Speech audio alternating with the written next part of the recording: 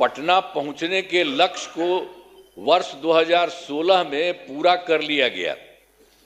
जो हम लोग किए थे सड़क और पुल पुलिया, वो सब बनवाए थे, तो उसी में था जो दूर से पटना आने में हुआ था 6 घंटे में पटना पहुंचने के लक्ष्य को वर्ष 2016 में पूरा कर लिया गया।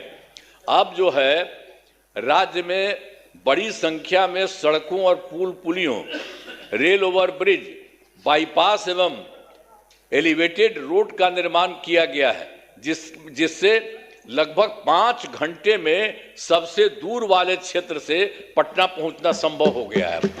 ये सब काम हो रहा है। इसे और बेहतर करने का प्रयास जारी है। इसके लिए 5 नए एक्सप्रेसवे सड़कों का निर्माण एवं प्रखंड मुख्यालयों को जोड़ने वाली सड़कों का 2 लेन चौड़ीकरण किया जाएगा।